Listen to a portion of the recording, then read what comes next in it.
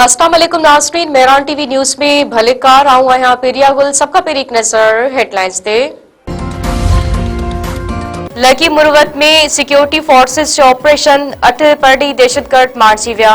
Security ज़रियन मूजिब lucky मुरवत जे इलाइक़े वांदा शेखुल्ला में इंटेलिजेंस जे बेसिस ते ऑपरेशन कयो वियो। 8 दहशतगर्द मारिजी विया ऐं 5 दहशतगर्द ज़ख्मी थिया।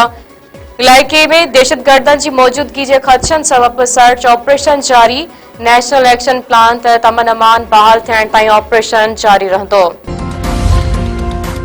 वज़ीर आज़म शहबाज शरीफ़ सां क़तर जे वापारी सनत वारे वज़ीर शेख फैसल बिन सानी सां मुलाक़ात। पाकिस्तान ऐं क़तर पारां तवानाई ज़राअत इंफॉर्मेशन टेक्नोलॉजी सियाहत बतरफ़ी वापार ऐं सीड़पकारी में ताउन वधाइण मुतफ़िक़। शहबाज शरीफ़ पाक क़तर लाॻापनि जे मुस्बत रुख़ ते इत्मीनान जो इज़हार कयो। पाकिस्तान इलाइक़ाई सालमियत जी हैसियत ऐं अहम इत्तेहादी हुजण ते क़तर जे किरदार खे साराहियो। मुलाक़ात में वज़ीर आज़म पाकिस्तान जे सीड़पकारी वारी दोस्तनि पॉलिसियुनि खे उजागर कयो वियो ऐं वज़ीर आज़म बतरफ़ी वापारी सीड़पकारी ताउन खे वधाइण जी अहमियत ते ज़ोर पिणु ॾिनो, जंहिंमें तवानाई ज़राअत ख़ुराक जे तहफ़्फ़ुज़ इंफॉर्मेशन टेक्नोलॉजी सियाहत ऐं बुनियादी ढांचे जी तरक़ी जा मौक़िया शामिल आहिनि। ॿिन्हिनि अॻवाननि गॾियल मुफ़ादनि खे नज़र में रखंदे वेझा लाॻापा बरक़रार रखण ते इत्तफ़ाक़ कयो। वफ़ाक़ी घरू वज़ारत पारां TLP ते पाबंदी जो नोटिफिकेशन जारी। पाबंदी मड़ियल पार्टी करार। घरू वज़ारत जे नोटिफिकेशन खां पोइ TLP खे हाणे पाबंदी मड़ियल पार्टी करार ॾिनो वियो। वफ़ाक़ी काबीना गुज़िरियल ॾींहुं TLP ते पाबंदी जी मंज़ूरी ॾिनी हुई, जंहिं बाद घरू वज़ारत मज़हबी पार्टी ते पाबंदियुनि जो नोटिफिकेशन जारी करे छॾियो आहे। रावलपिंडी जे दहशतगर्दी जे ख़ात्मे वारी अदालत पारां अलीमा खान जो पासपोर्ट सुञाणप कार्ड ऐं बैंक अकाउंट ब्लॉक करण जो हुकुम। ATC अदालत में सादिकाबाद थाणे ते दाख़िल थियल 26 नवंबर महीने जे केस जी ॿुधणी। अलीमा खान गिरफ़्तारी वारंट जारी थियण बावजूद अदालत में पेश न थी। अदालत पारां अलीमा खान खे गिरफ़्तार करे ईंदड़ ॿुधणी ते पेश करण जो हुकुम। अदालत संदसि पासपोर्ट सुञाणप कार्ड ऐं बैंक अकाउंट ब्लॉक करण जो हुकुम ॾिनो।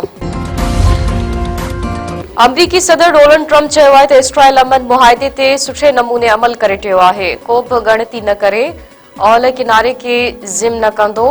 हमास जेकॾहिं मुआहिदे ते अमल न कयो त अमरीका मुदाख़लत कंदो। वॉशिंगटन में मीडिया सां ॻाल्हाईंदे ट्रम्प चयो त अरब मुल्क गज़ा में अमन लाइ सहकार करे रहिया आहिनि। मूंखे उमीद आहे त चीनी सदर सां मुलाक़ात कंदसि त सुठा नतीजा निकिरंदा।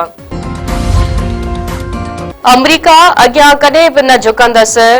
प्यूटन जो ट्रम्प खे वाज़े पैगाम। सदर व्लादिमीर प्यूटन चयो त अफ्रीका जगेर दोस्ताना कदम रूस ऐं अफ्रीका विच में लाॻापा वधीक कमज़ोर कंदा। को बि ख़ुदि मुख़्तियार मुल्क दबाव में फ़ैसिला नथो करे सघे।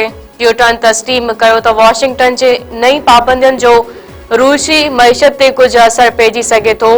रूस ॿाहिरां दबाव बावजूद पंहिंजी पॉलिसियुनि ते क़ाइम रहंदो ऐं आज़ादाना तौर ते फ़ैसिला कंदो। गवर्नर पंजाब चयो आहे त PP मुस्लिम लीग नून जो इत्तेहाद प्यार या जज़्बो नाहे पर मजबूरी आहे। लाहौर प्रेस कॉन्फ्रेंस खे ख़िताब कंदे सरदार सलीम हैदर चयो त जेकॾहिं असां गॾिजी कमु न कयो त मुल्क खे नुक़सान थींदो। खीर ऐं माखी जा दरिया न वही रहिया आहिनि पर हालतूं बहितर थी रहियूं आहिनि। मुस्लिम लीग नून ऐं पीपल्स पार्टी जा कारकुन गॾु नथा थी सघनि। लठ खणण सां ख़ैबर पख्तूनख्वा जा हक़ नथा खसे सघजनि। ख़ैबर पख्तूनख्वा खे पंहिंजा हक़ हासिल करण लाइ ॻाल्हियूं करणियूं पवंदियूं। पंजाब जी इतलात वारी सूबाई वज़ीर उस्मा बुखारी चयो आहे त हुकूमत जो फ़ैसिलो के मज़हबी जमायत जे ख़िलाफ़ नाहे ऐं TLP ते पाबंदी हणण हिकु माइंड सेट जे ख़िलाफ़ रियासत जो फ़ैसिलो आहे।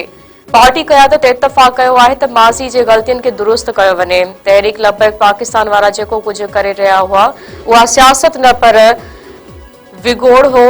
TLP खे हिकु प्रोजेक्ट जे तौरु आंदो वियो हो। निजी TV खे इंटरव्यू ॾींदे उस्मा बुखारी चयो त इहा ॻाल्हि बिल्कुलु सही आहे त गुज़िरियल वक़्त में जिन जमायतनि ख़िलाफ़ पाबंदी हई वई उन्हनि वरी नालो मटाए कमु शुरू करे ॾिनो हो, पर हिन भेरे ईअं हरगिज़ करणु कोन ॾींदासीं।